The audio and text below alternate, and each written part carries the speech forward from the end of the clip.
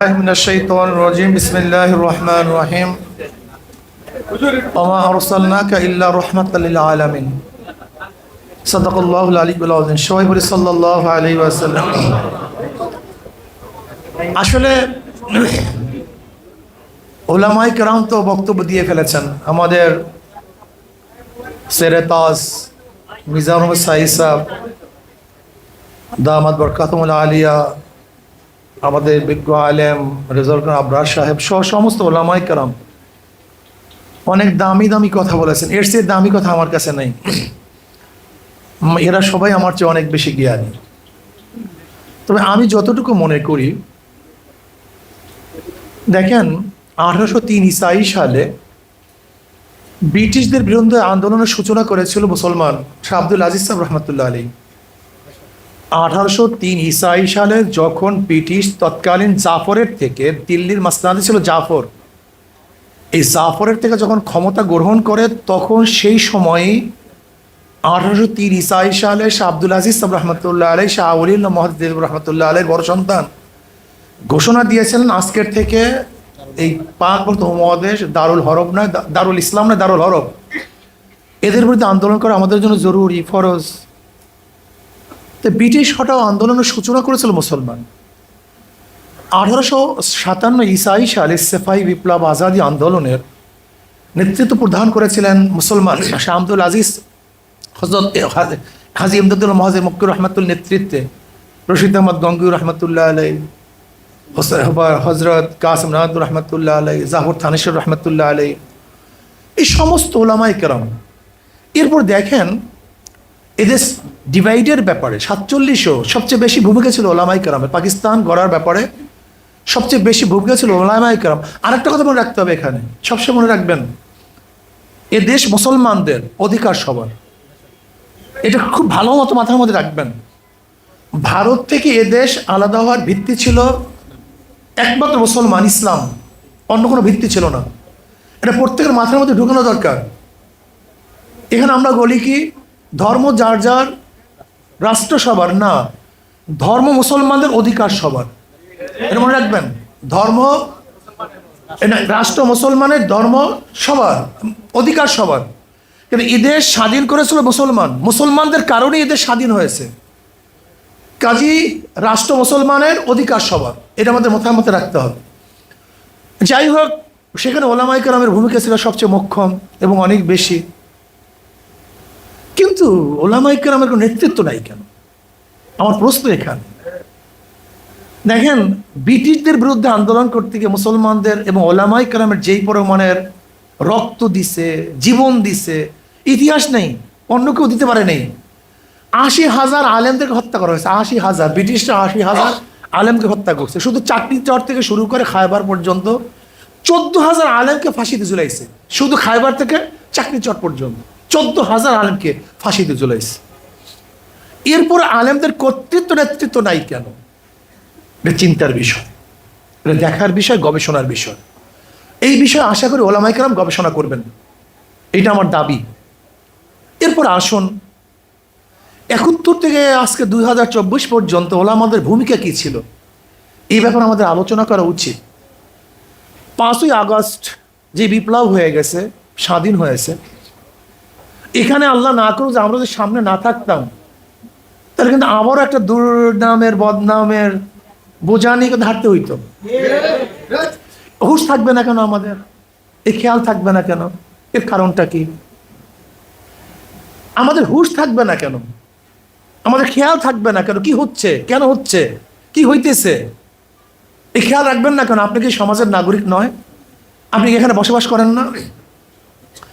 যাই হোক, যেহেতু জনাবে মুহাম্মদ রাসূলুল্লাহ সাল্লাল্লাহু আলাইহি ওয়াসাল্লাম রাষ্ট্রের প্রধান ছিলেন, তার ওয়ারিস ওলামায়ে কেরামরাই রাষ্ট্রের প্রধান থাকবেন। এই দাবি করলে কি অসত্য হবে? এটা ভুল হবে? এইটাই তো সত্যি কথা। আপনারাই তো ক্ষমতা যাওয়ার যোগ্য। আপনারা নিজেরা বুঝেন না কেন? আপনার ওলামায়ে কেরাম ক্ষমতা যাওয়ার যতগুলো যোগ্যতার প্রয়োজন সব আপনাদের মধ্যে আছে। আচ্ছা দেখেন তো, এখন কি বলতেছে? ইনসাফ ভিত্তিক রাষ্ট্র কায়েম করব, বৈষম্য বিরোধী রাষ্ট্র কায়েম করবে, এই কথা বলছে না?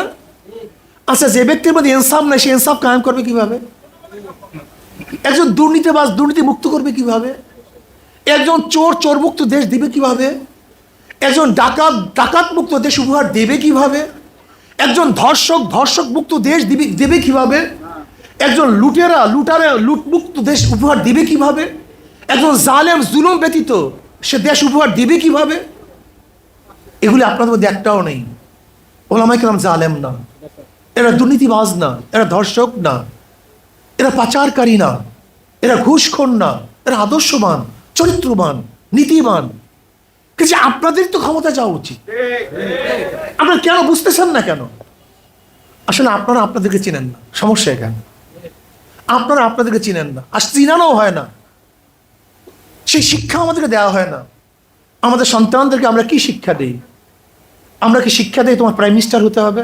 বরং যদি কোনো ওস্তাদ বলে তোমাকে প্রাইম মিনিস্টার হতে হবে, কারণ হুজুর দুনিয়াদার হয়ে গেছে, হুজুরে ফাসেক হয়ে গেছে, হুজুরে ইসলামের কে লাখা, হুজুর তো জাহান্নামে হয়ে গেছে, হুজুর সব ধ্বংস করে ফেলেছে। যদি কোনো ছেলেকে বলে তুমি প্রাইম মিনিস্টার হতে হবে, প্রধানমন্ত্রী হতে হবে, তোমাকে প্রধান সেনাপতি হতে হবে, প্রধান বিচারপতি তোমাকে হতে হবে, তোমাকে ডিসি হতে হবে, এসপি হতে হবে, তো নয় তুই দুনিয়াদার হয়ে গেছো, তোকে পাঠাইলাম মাদ্রাসায়। অথচ আমি কিতাবের মধ্যে কি বললাম? আমি বললাম ইনসাফ কায়েম করো, শরীয় ভিত্তি তুমি ব্যবসা বাণিজ্য চালু করো, তুমি শরিয়া ভিত্তি আহকামাত চালু করো। আর দেখেন আমাদের মধ্যে কি, যখন ইসলামের কথা আসে ওই দুই একটা আইন শুধু, ওই সোর আর কেসা, ওই মানে ওই জেনা, বাস। আর কোনো ইসলামের মধ্যে আইন নাই, ইসলামের আর কোনো কানুন নাই। আপনি দুইটা হুদুদ এবং কেসাসের মাসালাই পাইছেন দুনিয়াতে, ইসলামের মধ্যে আর কিচ্ছু পান নাই আপনার দুনিয়ার মধ্যে। যখন ইসলামের কথা বলবে বাস ওই দুইটা আইন নিয়ে আসে, মানুষ করে আল্লাহ ইসলাম আসলে এইটা হবে, ইসলাম হলে এইটা হবে। ইসলামকে মনে হয় যেন কি একটা বিশাল ভয়ঙ্কর বিষয়। মুসলমান ইসলামকে ভয়ঙ্কর বসে মনে করে। ইসলাম কি ভয়ঙ্কর কোনো বিষয়? ইসলাম তো সবচেয়ে সহজ বিষয়। কিন্তু আইন নেই, প্রথমেই বাস প্রথমেই বলি। আরে বলির কথা বলতেছেন কেন? আমাকে অনেকে প্রশ্ন করে ইসলাম আসলে কি হবে? আমি বলি এমন একটা সমাজ হবে যেখানে মানুষগুলি ভালো হয়ে যাবে, কোনো প্রেশার ক্রিয়েট করতে হবে না। আমাকে অনেকেই বলে ইসলাম আসলে কি হবে? আমি কি আপনি ভয় পেয়েন না, ইসলাম এমন একটা পরিবেশ সৃষ্টি করবে যেখানে আপনি ভালো হয়ে যাবেন। একটা মেডিকেল হবে, এখানে সংশোধনের কোর্স হবে, রোগ সারা হবে, আপনার সমস্যা নেই কোনো, আপনি কোনো চিন্তা করেন না। আপনি গাঁজা সেবন করেন, কোনো টেনশন নেই, আপনি গাঁজা খাওয়ার পরিবেশ পাবেন না, কিন্তু গাঁজা খাওয়ার জন্য আপনাকে কিছু করতে হবে না। বুঝাতে পারিনি? আপনি মদ খাওয়ার জন্য তো খুব টেনশনে আছেন, মদের অবস্থাটা কি হবে, কোনো টেনশন করিয়েন না। আপনার এমনি মদ খাইতে মনে চাইবে না, তখন সমস্যা আছে। আমি তাকে বলি যদি আপনার মনের থেকে মদ খাইতে মনে না চায়, তার কোনো সমস্যা আছে? কারণ না, তা তো হুজুর নেই। আমি আপনার মনের থেকে যে গাঁজা সেবন করতে মনে না চায়, তার কি কোনো সমস্যা আছে? বলল না তো হুজুর, তা নেই। আমি কেউ যুক্তি বুঝবেন? বল হ্যাঁ হুজুর বলেন তো। আমি বললাম ধরেন আপনি মসজিদে গেছেন, তখন কি আপনি গাঁজা সেবন করতে পারবেন? না তো হুজুর। আমি বললাম কেন পারবেন না কেন? বলে যে পরিবেশ তো ওখানে খাওয়া যায় না। আমি ঠিক ইসলাম আসলে পরিবেশ সৃষ্টি হবে, খাওয়া যাবে।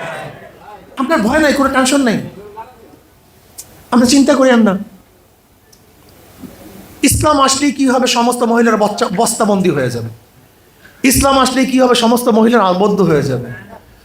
অথচ ইসলামের মধ্যে যেই পরিমাণ মুহাদ্দিসা আছে, নারী মুহাদ্দিসা, মুহাদ্দিস শিক্ষিতা, যেই পরিমাণ 30,000 মুহাদ্দিসা নারীর কিতাব লিখছে, 30,000 নারীদের নাম নিয়ে আসছে সেখানে একটা কিতাবের মধ্যে, যারা মুহাদ্দিসা ছিলেন, হাদিস পড়ান, হাদিস সম্পর্কে জানেন। এত শিক্ষিত আমাদের মহিলারা। আম্মা জান আয়েশা সিদ্দিকা রাদিয়াল্লাহু তাআলা আনহাকে বাদ দিয়া গোটা ইসলামী জগতের কেউ কি আলেম হতে পারবে? আমাকে বলেন তো। হ্যাঁ, এটা আমাদের অবস্থা। ইসলাম আসলে নারীরা বড় বড় শিক্ষিত হয়ে যাবে, আরো বড় শিক্ষিত হয়ে যাবে, বিশাল কিছু হয়ে যাবে। কি কথা ঠিক না? ইসলামকে সহজভাবে প্লেস করেন, ইসলামের আদর্শ প্লেস করেন, তুমি ভালো হবা। গরিবদেরকে বলেন তুমি ধনী হয়ে যাবে। ইসলাম আসলে কি হয়ে যাবো? তুমি নিশ্চিত ধনী হয়ে যাবো, কোনো সন্দেহ নেই, একেবারে ধনী হয়ে যাবে। তুমি দরিদ্র সীমার উপরে চলে যাবো। বিধবাকে বলেন ইসলাম আসলে তোমার কোনো টেনশন না, তোমার পেটের টেনশন রাষ্ট্র করবে, তোমার বস্ত্রের টেনশন রাষ্ট্র করবে, তোমার খাওয়ার টেনশন রাষ্ট্র করবে। মেসকিনকে বুঝান যদি ইসলাম আসে তুমি আর এতিমের মতো এরকম থাকবে না, তোমাকে কেউ লাথি গুথা মারবে না, রাষ্ট্র তোমাকে জিম্মা নিয়ে নিবে। সমস্ত জিম্মা কার? বলেন এতিমদের জিম্মা কার? মিসকিনদের কার? অবহেলিত মানুষের জিম্মা কার? সব রাষ্ট্রের। কাজে আসো, ইসলামী হুকুমাত কায়েম হলে আমার যুবক বাবাদের অধিকার ফিরে পাবে, আমার মহিলাদের অধিকার ফিরে পাবে, গরিব দুঃখী মেহমান মানুষের অধিকার ফিরে পাবে। এজন্য আসুন আমরা ইসলামী হুকুমত কায়েম করি, সহজভাবে বুঝাবার চেষ্টা করি। নাম্বার 1। নাম্বার 2, সবাই বলছেন ঐক্য। আপনি কি ঐক্য আছেন? আপনি ঐক্যর কথা বলতেছেন কেন? আপনি কি নিজে ঐক্য আছেন? সবাই তো ঐক্যের কথা বলছেন, আপনি কি নিজে ঐক্য আছেন? আগে আপনি কোন এক দলের সাথে ঐক্য হন, তারপর ঐক্যের কথা বলেন। আমি কথাটা বুঝতে পারিনি। আপনি কোন এক দলের সাথে ঐক্য হন, যার দ্বারা যেই দলের মাধ্যমে মনে করেন ইসলাম হুকুমত হতে পারে, এমন এক দলের সাথে যাদের আকীদা ঠিক, মুখ এবং কাজ ঠিক। কথাটা বুঝতে পারি? মুখ এবং বলেও যা, করেও তা, 30 বছর আগেও যা, আজও তা। প্রতিদিন এরকম নড়াচড়া করে না, প্রতিদিন নীতি পরিবর্তন করে না, ক্ষমতার জন্য কারোর কাছে দৌড়াদৌড়ি করে না, নীতি ও আদর্শ পরিবর্তন করে না কোনো লোভের সামনে। এরকম একটা দল ইসলামী আন্দোলন বুঝি না। যাকে পান, যেই দল পান, আপনার ঐক্য হন। আপনি এক জায়গায় ঢুকেন, আপনার কাছে ঢুকে নেন, আপনার সাথে ব্যবসা করবো কিভাবে? আগে ব্যবসায়ী হন। কথাটা বুঝাতে পারি? ব্যবসায়ী ব্যবসা করবে কার সাথে? একজন দল ইশারা জোট করবে কার সাথে? তা আপনার কোন দলের মধ্যে নেই, আপনার সাথে কিসের জোট? আগে এক জায়গায় ঢুকে শরীক হন, নিজেকে বড় করেন।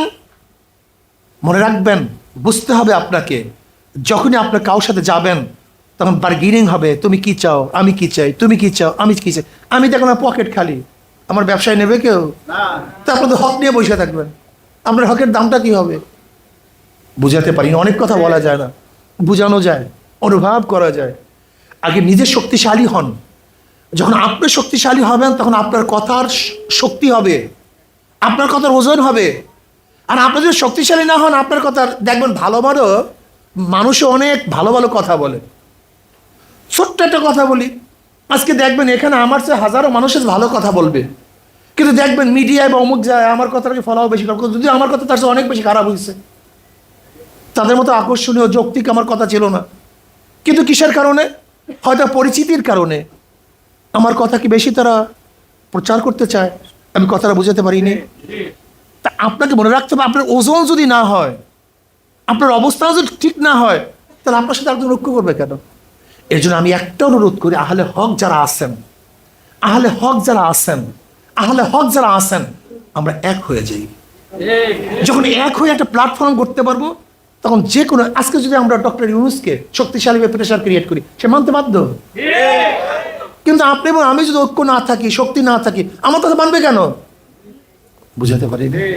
এই জন্য আমি শুধু ওলামায়ে কেরামকে বলবো, আহলে হক ওলামায়ে কেরামকে বলবো, আসলে আমরা এক হই, এক ও ন্যাক হয়ে যাই। যদি এক হয়ে যাই তাহলে আমাদের শক্তি বাড়বে, ওজন বাড়বে, আমাদের কথার মূল্যায়ন হবে। আগামী মানুষ আমাদের আস্থাশীল হবে যে এরা পারবে, এদের দ্বারা সম্ভব। কথাটা বুঝাতে পারিনি? যতক্ষণ পর্যন্ত পাবলিক না বুঝবে যে আপনাদের দ্বারা সম্ভব, ততদিন পর্যন্ত আপনাদের ডাকে পাবলিক ঐক্যবদ্ধ হবে না। এর জন্য আসুন আমরা এক ও ন্যাক হয়ে কাজ করার চেষ্টা করি, আল্লাহর জমিনে আল্লাহর হুকুমত কায়েম করি। আলহামদুলিল্লাহ।